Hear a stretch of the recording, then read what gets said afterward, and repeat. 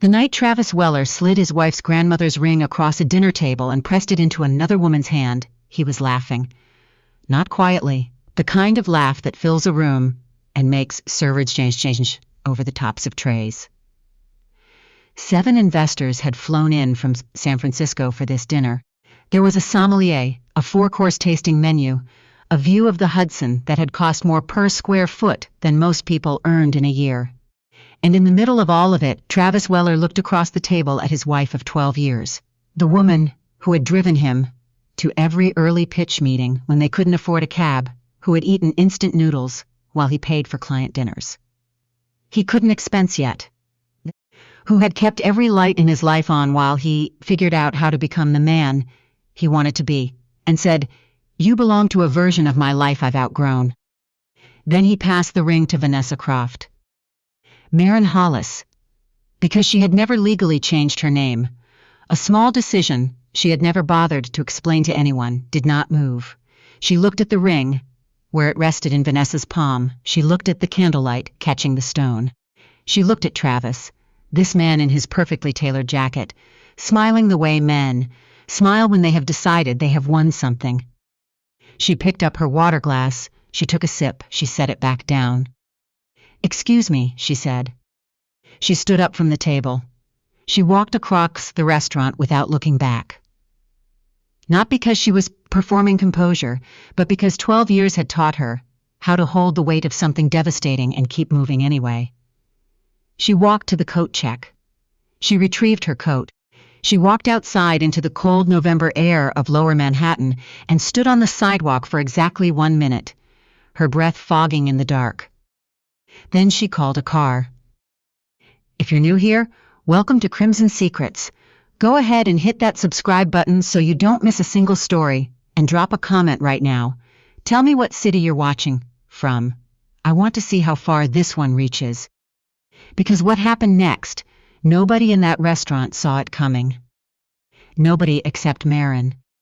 The apartment was in Tribeca, 3rd floor, north-facing windows, the kind of space that announces wealth without saying a word. Maren had lived there for 6 years.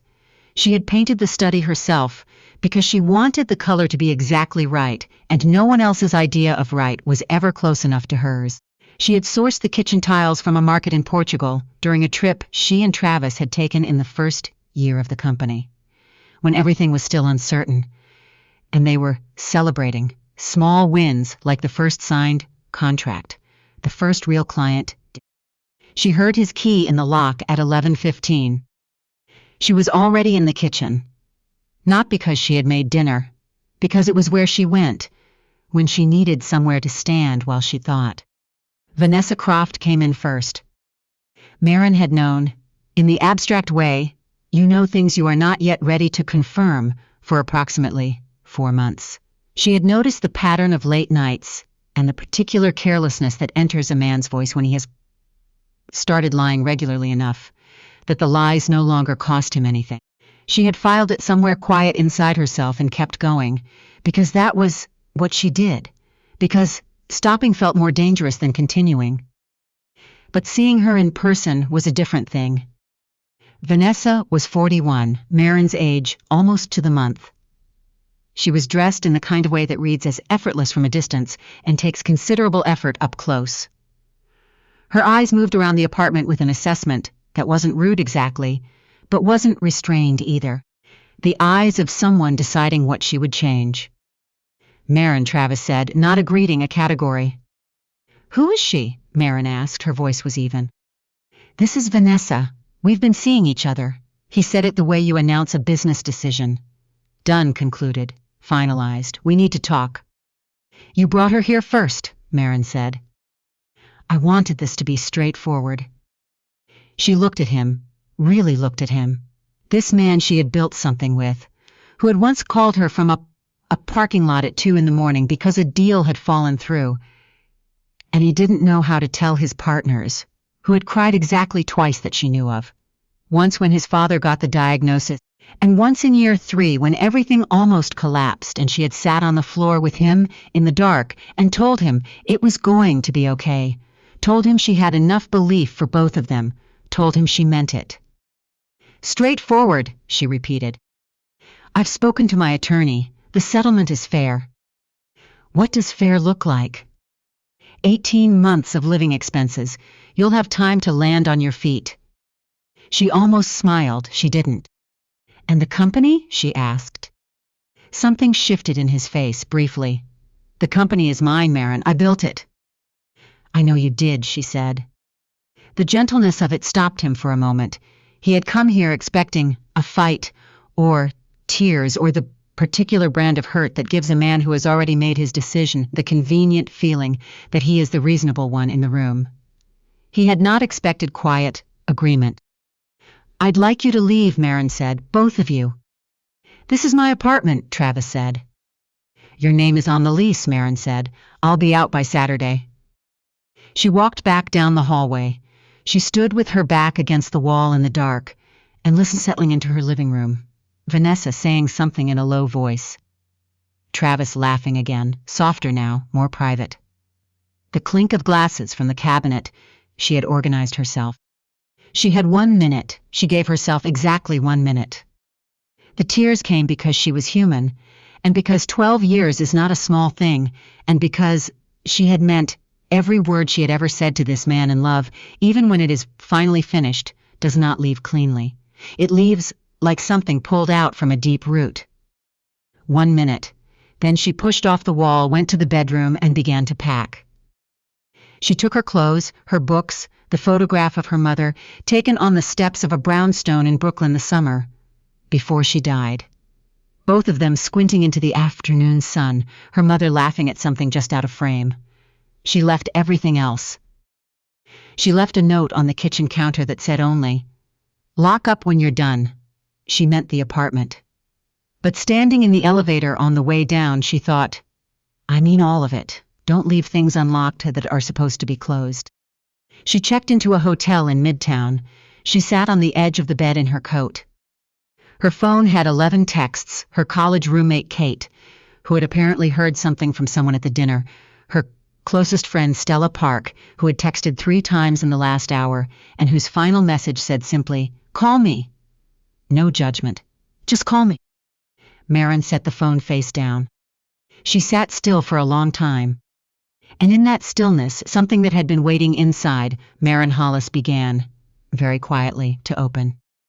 Here is what Travis Weller did not know about his wife. He did not know because Maren had spent 12 years being exactly what she appeared to be. Careful, precise. The kind of woman who remembers everyone's coffee order and never mentions it, who solves problems before they announce themselves, who finds the best version of every situation and holds it steady so the people around her can feel like things are fine. She had driven an 8-year-old car when she could have driven anything. She had lived in a shared apartment for the first 3 years they were together, eating budget meals, watching every dollar, because that was the life she had decided to inhabit, not the life she was limited to. Travis thought he understood her completely. He was wrong by a margin he could not have calculated. Maren's mother, Carolyn Hollis, had died 9 years earlier after a brief and brutal illness that had rearranged everything. What most people didn't know, what Maren had kept strictly between herself and the attorney her mother had appointed, was what Carolyn had built over a 25-year career as a venture capital investor. She had started small, failed twice, rebuilt, and then in the mid-90s made a series of investments in enterprise software companies that compounded over 2 decades, had grown into something well beyond what the original word investment had any right to contain. Carolyn had never wanted her name on anything public. She had operated through holding structures and fund entities with deliberately unremarkable names, had kept her profile so low that the only people who knew the full picture were the attorneys she trusted completely, and eventually the daughter she had raised, to understand what money actually was and what it was not. It is not freedom, Carolyn had told Maren once. The people who tell you money is freedom have usually never had enough of it to discover what it actually buys. What it actually buys is options, and options are only as good as the person making the choices. She had made Maren promise one thing. On the last afternoon she was lucid enough, for a real conversation. Find out who loves you before you let anyone know what you have, otherwise you will never know. Maren had promised. She had kept that promise through 12 years of marriage to Travis Weller, and now she was sitting in a hotel room in her coat, and the promise was finished. She picked up her phone. She scrolled past the unread text to a contact she hadn't called in over a year, Carson Briggs, her mother's attorney for 20 years and her own for the 9 that followed. He picked up on the second ring. "Miss Hollis," he said, formal and steady in the way he had always been, a man who treated precision as a form of respect. "Carson, it's time." A beat. He knew exactly what she meant. They had spoken about this possibility, not because Maren had expected the marriage to end, but because Carolyn Hollis had not been a woman who left contingencies unaddressed. "Are you all right?" he asked. "Not completely," she said, "but I'll get there. I want to come in tomorrow morning, and Carson, I want everything, not the summary, everything." A pause that held more than a pause usually holds. "There are aspects of your mother's portfolio," he said carefully, "that even you haven't reviewed in full. Some of the structures she put in place are more expansive than the overview suggests." "How expansive?" "I think," Carson said, "you should come in and let me show you." 9 o'clock, she said. "I'll have everything ready." She set the phone down. She sat for a few more minutes. Then she stood up, hung her coat in the closet, and began to unpack her suitcase with the calm deliberateness of someone who has decided what the next chapter is going to feel like, even if she hasn't written it yet. Carson Briggs's office was on the 31st floor of a building on Park Avenue that had needed to advertise what happened inside it. Maren arrived at 8:58. The receptionist looked up, looked at her name on the screen, and adjusted her posture in the small way people do when they realize they are in the presence of someone they have been told to pay attention to. Carson came out personally to bring her in. He was 67, silver-haired. The kind of quiet authority that comes from spending 4 decades being right. He shook her hand with both of his. In his eyes she saw something she recognized. He had been watching from the outside, had known this was possible, and was relieved she was finally here. They sat across from each other at his conference table, and he opened the first of 3 folders. "Your mother's portfolio," he said, "as it currently stands across all entities and structures, has a total value of..." He named a number. Maren had known it was substantial. She had known the general outlines. She had not known the specific current figure, compounded and audited across 25 years of disciplined, patient, never panicked growth. She set down her coffee cup. "That's considerable," Carson said simply. "Your mother used to say the secret to building wealth was the same as the secret to building character. Do the right thing consistently, for a long time, in rooms where no one is watching." Maren pressed her lips together. Missing her mother at a specific cellular level, that sounds like her. "Now," he turned to the second folder, "there are things I need to walk you through carefully, because they concern your current situation directly." He told her about Travis's company. Not all at once, carefully, the way a careful man lays out information when he knows it is going to land with significant force. He told her about Waypoint Technologies, the startup Travis had co-founded 11 years ago. He told her about the early funding rounds, the 3 critical capital injections, in years 1, 2, and 4, that had kept the company alive through 2 market corrections and 1 near-catastrophic client departure. He told her about a fund called Meridian Venture Partners. Meridian Venture Partners was a sub-entity of a holding company called Carlyle Capital Group. Carlyle Capital Group was administered through a trust whose sole beneficiary was Maren Hollis. Travis had built his company on her money. Not on her name. Not on anything traceable to her in any way he could have found without Carson's specific guidance. But on her money nonetheless.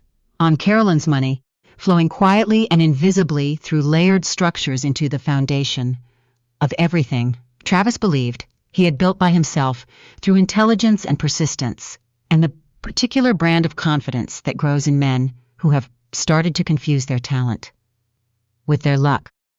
Maren sat very still. She had expected to learn she had resources. She had not expected to learn she had been, without knowing the full extent of it, holding him up all along. She did this on purpose, Maren said, not a question. Your mother identified Waypoint as a genuinely strong early-stage bet, Carson said. She also knew you were involved with Mr. Weller. She made her investments on the merits. But yes, she knew. She wanted to see what he would do with it. She left a note. Carson slid an envelope across the table, Maren's name on the front in her mother's handwriting. She opened it. One page. Her mother's voice exactly as she remembered it, direct, no wasted words, unmistakably loving underneath the precision. If you're reading this, something has shifted. I funded his company because I believed in the idea, and because I believed in you, and because I wanted to know whether he would grow into someone who deserved the person you are. What he does with success will tell you more about him than anything you could ask him directly. Trust what you see. And then trust yourself to decide what to do with it. Whatever you decide, I built this so you would have every option. Love doesn't require you to stay. It only requires you to be honest about what you see. Maren folded the letter. She put it back in the envelope. She sat with it for a moment. There's more, Carson said. She looked at him. Vanessa Croft, he said. I've been looking into her background since you called last night. He slid a single printed page across the table. Vanessa's father was a man named Harold Croft. Harold had been a venture capital fund manager in New York through the late 90s and early 2000s. In 2006, he had been a partner in a joint investment vehicle. Alongside, Maren read the name and went still, alongside Carolyn Hollis. The investment had been in a telecommunications infrastructure company, early stage, enormous potential. Harold had been bought out of his position 6 months before, the company's largest acquisition, a deal that had multiplied the remaining partners' returns by 11 times the initial stake.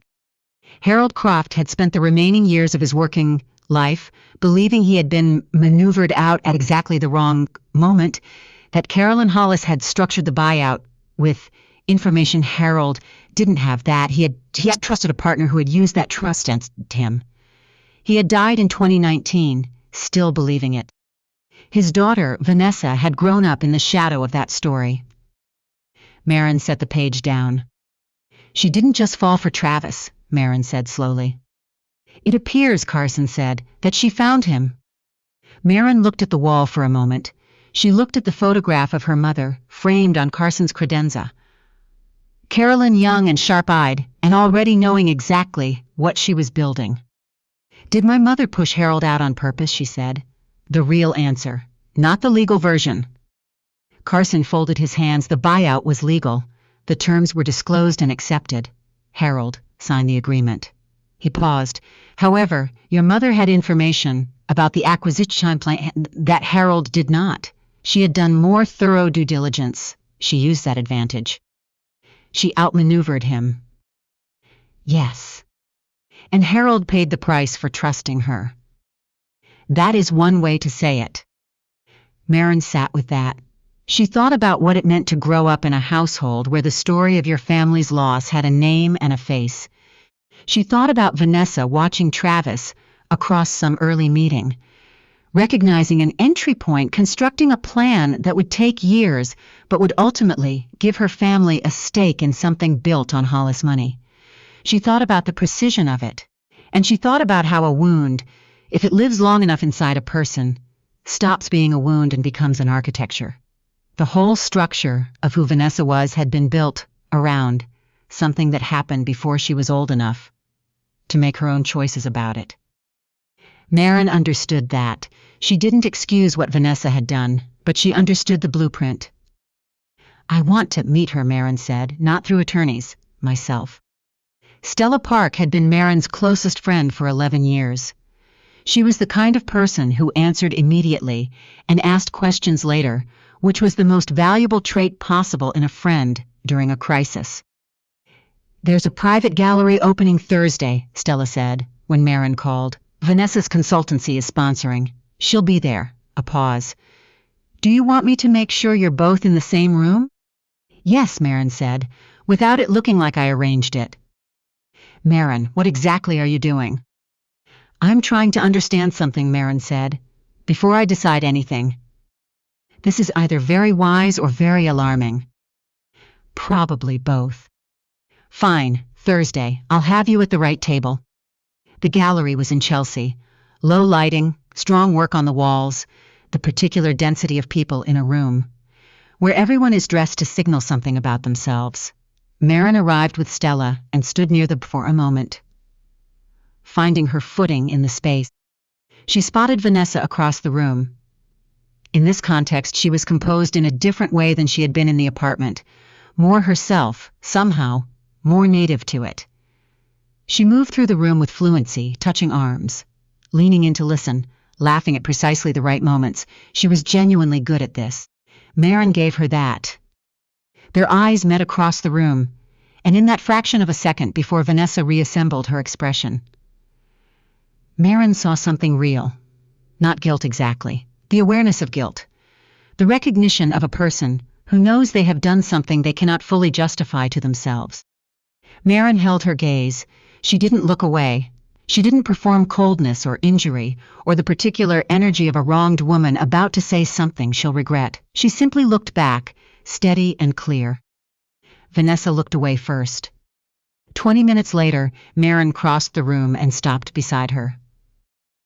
Hello, Vanessa. The composure came back up almost instantly. Almost. Maren. Something in her voice, just for a syllable. I wasn't sure you'd be here. I know, Maren said. Can I have 5 minutes? Just us. A calculation happened behind Vanessa's eyes, then, slowly, 5 minutes.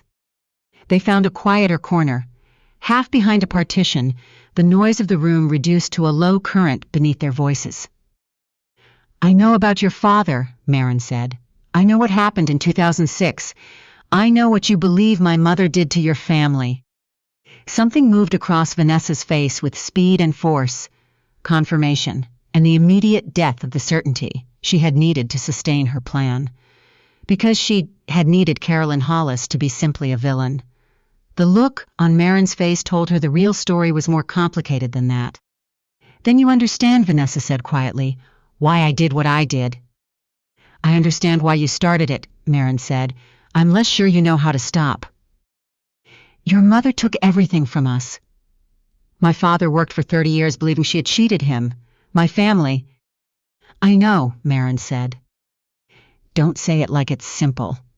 Real pain in her voice now, real exhaustion underneath the composition. You grew up with everything. You have no idea what it cost. You're right, Maren said. I don't, and I'm not going to pretend otherwise. She told Vanessa the truth. All of it. The real story of the 2006 buyout. What her mother had known. What Harold hadn't been told. The advantage Carolyn had used. She didn't soften it. She didn't protect her mother's legacy from the honest accounting of it. She laid it out exactly as Carson had laid it out to her, with all its complexity, including the part where a sharper woman had outmaneuvered her trusting partner and called it business. When she finished, the corner of the room was very quiet. She was better informed, Vanessa said finally. The anger in her voice had gone flat. She knew the acquisition was coming. She knew it when she structured the buyout. Yes. And she never said anything. No, Maren paused, but I want to. She told Vanessa what Carson had prepared, a direct financial acknowledgement from the Hollis estate to the Croft family. Not a settlement, not a legal remedy, a recognition. What her mother's fund would have owed Harold Croft as a fair profit-sharing arrangement, had Carolyn ever said what she perhaps should have said, compounded across the years since. Vanessa stared at the floor between them. Why? Because it's the right thing, Maren said. Because my mother made a choice that was legal and was wrong, and someone should have said so years ago. She paused. And because I'm not interested in winning this. I'm interested in closing something that should have been closed a long time ago. For the first time, the architectural rigidity in Vanessa's posture softened. Just slightly, just enough to see. He doesn't know any of this, Vanessa said. Travis, he has no idea. No. She made a sound that was almost a laugh, the kind that comes out when something is absurd and painful in equal measure. He thinks he found me. He thinks the whole thing was. He thinks a lot of things, Maren said quietly. Most of them are wrong. What do you expect me to do? Vanessa said, after all of this. Nothing, Maren said, but I hope you figure out who you are when you're not fighting for something that was taken from your family before you were old enough to decide how to fight. Vanessa was very still. Take the time you need, Maren said. I'm going to talk to Travis. She called him the next morning. He picked up on the fourth ring, voice carefully neutral. Maren. I need to meet with you, she said, in person this week. My attorney. This isn't about the settlement, it's about your company. There are things you need to understand about how it was funded before you make any more decisions about its future. I'd rather tell you directly than have you find out through lawyers. She heard him breathing. She heard the city through whatever window he was near. She heard him thinking. Tomorrow, he said finally. My office 2 o'clock. I'll be there. She arrived 5 minutes early. The conference room was the big corner one, floor to ceiling windows, the view of the city Travis used when he wanted to remind visitors what he had built. She stood at the glass and looked at Manhattan in the pale afternoon light and waited. He came in at 2:03. He had tried to look composed. He hadn't quite managed it. The suit was right. The posture was right. But underneath all of it, he looked like a man who had not slept and was hoping it didn't show. His eyes went to her immediately, and in them, just for a fraction of a second before the professionalness came back, she saw something she hadn't expected. Fear not of her of what she knew. She told him everything. She started with her mother, with Carolyn Hollis, and 25 years of quiet, patient, deliberate wealth building, with the holding structures and the fund entities, and the name that had never appeared on anything public. She told him about Meridian Venture Partners. She told him about the 3 funding rounds. She watched his face while she talked. She watched the moment it landed. His hands, which had been flat on the conference table, curled inward. He looked at the surface in front of him. He was very still. You funded my company, he said, his voice barely carried. My mother did, anonymously, through structures designed to be invisible. Why? She told him about the letter, about Carolyn's belief that what a person does with success reveals more about them than anything you could ask directly. She told him without editorializing. She gave him the facts, and she let him sit with them. He sat with them for a long time. I said you were a version of my life I had outgrown, he said finally. Yes. Something went out of his face, not the intelligence, not the drive. Those were real, and she was not going to take them from him. But the armor, the particular puffed-up certainty of a man who has been telling himself a story about his own greatness for long enough, that he started to believe the story was the whole truth. It went out of him. I was standing on your... He stopped. He couldn't finish it. He didn't need to. She opened the second folder. There's more. This part is harder. She told him about Vanessa.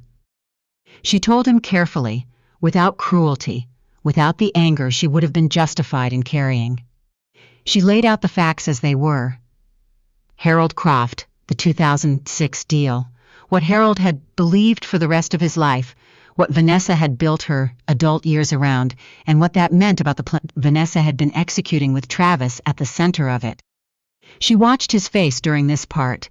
It was the hardest thing to watch. Because this was the part that wasn't about capital structures or legal mechanisms. This was the part about who he had become, and how he had gotten there, and how badly he had lost the thread back to himself. She walked into my life with a plan, he said. The beginning was calculated, Maren said. I'm less certain about how it ended. He looked at her sharply. I've spoken with her, Maren said. His expression was something she had never seen on his face before. Complete, Total disorientation. You spoke with Vanessa. Yes. She's someone who grew up carrying something she didn't earn and didn't know how to put down. That doesn't excuse what she did, but it explains the shape of it. He stood up. He walked to the window. She watched his reflection in the glass, the set of his shoulders, the hand that went to the back of his neck in the gesture she had learned to recognize years ago. The one that meant he was overwhelmed and holding it inside by force. His phone buzzed on the table. He looked at the screen, then he looked at Maren. She gave him nothing, no guidance, no pressure. He answered it. Vanessa. Vanessa's voice came through, controlled but barely. I know you're with her, right now. A pause. I'm not going to ask you to understand what I did. I don't have that right. I just need you to know that what I intended at the beginning and what I felt by the end were not the same thing. I know that might not matter now, but it's true. Travis was quiet.